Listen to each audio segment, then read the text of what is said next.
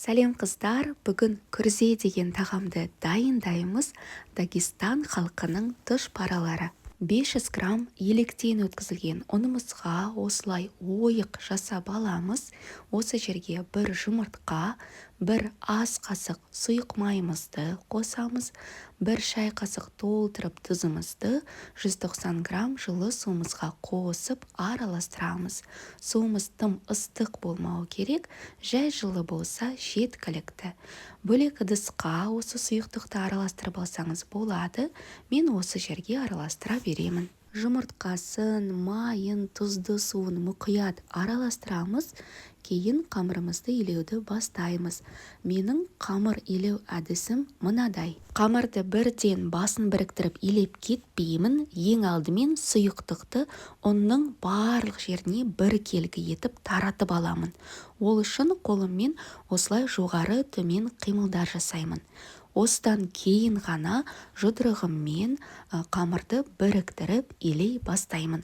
Сол кезде қамыр оңай бірігеді және де тез иленеді. Бұл әдісті қолдану үшін алдын ала ұнның граммы, яғни салмағы, және де судың граммы белгілі болуы керек, яғни рецепт бойынша таразымен өлшеп дайындау керек. Таразымен өлшеп дайындайтын болсаңыз, әрдайым жақсы нәтиже шығады. Яғни қамырыңыз бірде қатты, бірде тым жұмсақ болып қалмайды.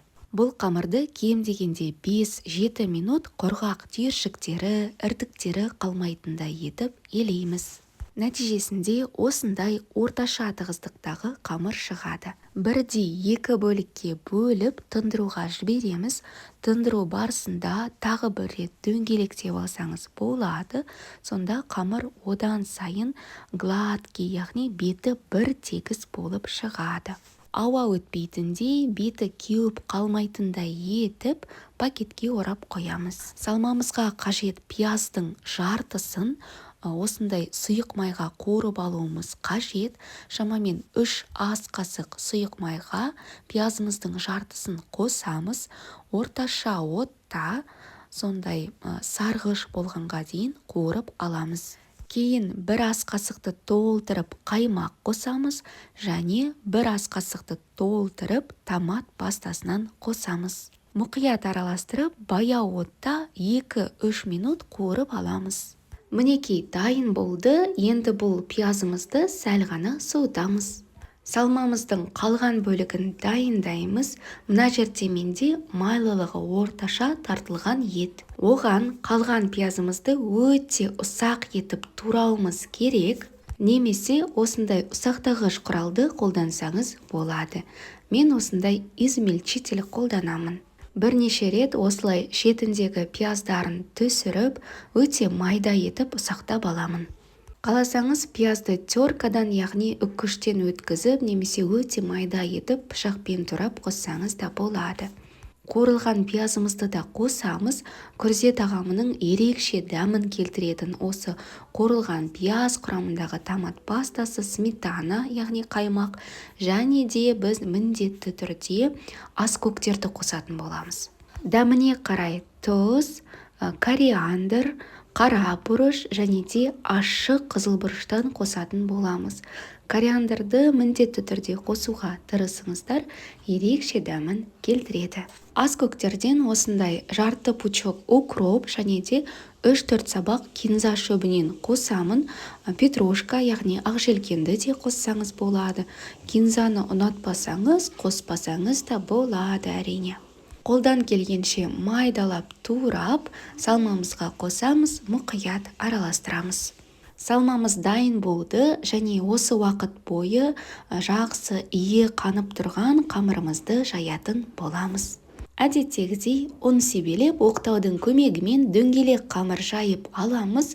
Қалыңдығы бешбармақтың қамырынан сәл қалыңдау болуы керек. Бұл қамырмен жұмыс істеу өте ыңғайлы, өте оңай жайылады, керемет әдемі етіп түйіледі және де піскен кезде езіліп кетпейді. Осылай сағат тілі бағытымен дөңгелекте отырып, қамырымызды бір келкі етіп жаямыз. Кейде ортасы жұқа, ал шеттері қалың болып кетеді. Сол жағдайда мынадай лайфхакты көрсетемін. Осылай төрт бұрышты конверт етіп жасап алып, шеттерін осылай жайып аламыз. Сол кезде қамырымыздың барлық жері бір тегіс, бір келкі болып шығады. Бұл универсал қамыр бешбармаққа, манты, кәдімгі тұшпара, вареники, тіпті чебурекиге де қолдана берсеңіз болады. Қамырды екіге бүктеп, осындай дөңгелек кесетін құрылғының көмегімен дөңгелекшелерімізді ойып аламыз. Менікінің диаметрі 7 сантиметр. Меніңше осы күрделер үшін ең мінсіз диаметр осы 7 сантиметр деп ойлаймын. Сондай сүп-сүйкімді, тым кішкентай да емес, тым үлкен де емес, орташа болып шығады. Жалпы 6 және 10 сантиметр аралығындағы дөңгелекшелерді ойып алсаңыз болады.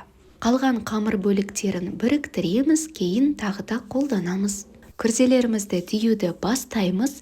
Салмамыздан 1,5-2 шай қасықты толтырып салатын боламыз. Салмамыз осылай толып тұрса, біздің күрделеріміз сондай сүп-сүйкімді көрінеді және әрине дәмдірек болады. Піскен кезде қамыр үлкейеді, салма сәл ғана кішірейеді. Сондықтан осылай көбірек толтырып салғанымыз дұрыс болады. Деген кезде осылай ең ұшын бұрап шиырып жібереміз. Енді түйілуін асықпай көрсетемін. Қамырымыз сондай икемді, тез кеуіп қалмайды. Осындай әдемі өрнек шығады. Және де ең ұшын осылай кішкене тартып, бұрап жібереміз. Сонда әдемі көрінеді. Бірнеше рет түйгеннен кейін қолыңыз үйреніп кетеді. Бұл күрделердің өлшемі кәдімгі тұшпарамен салыстырғанда 2 есе үлкенірек, яғни түйуге тұшпарамен салыстырғанда 2 есе азырақ уақыт кетеді деген сөз. Қайнап тұрған тұзды суымызға біздің күрделерімізді пісіріп алатын боламыз. Арасында осылай араластырып алу керек, яғни түбіне жабысып қалмау үшін, күрделер бір-біріне жабысып қалмау үшін. Жалпы тұшпара пісірген секілді етіп пісіріп аламыз. Қазанымыздың бетін жабамыз, қайнауға дейін жеткіземіз, сонда біздің күрделеріміз қалғып шығады. Осы қалғып шыққан сәттен шамамен 7-8 минут орташа отта пісіреміз. Бір дөңгелек қамырдан күрзенің 50 данасы шықты. Қалған екінші қамырды жайып, күрделерімді қатырып қойдым. Піскен күрделер бір-біріне жабысып қалмау үшін 50 грамм сары майды ерітіп, оған 2 шай қасық паприка қостым. Жалпы паприканы қоспауға да болады. Және де қазір үстінен, піскен күрделердің үстінен құятын боламын. Сонда дәмі де ерекше болады. Және де ұсынған кезде де ерекше әдемі көрінеді. Сары майды ерітпей-ақ бірден ыстық күрделердің үстінен жағып шықсаңыз да болады. Күрделерді осылай қаймақпен ұсынған өте дәмді. Ортасын қараңыз, қамыры сондай тым жұқа да емес, тым қалың да емес. Маған өте қатты осы күрделер ұнайды, ал салмасы сондай молынан. Өте дәмді, қыздар міндетті түрде дайындап көріңіздер. Ұнайтынына сенімдімін. Ас болсын.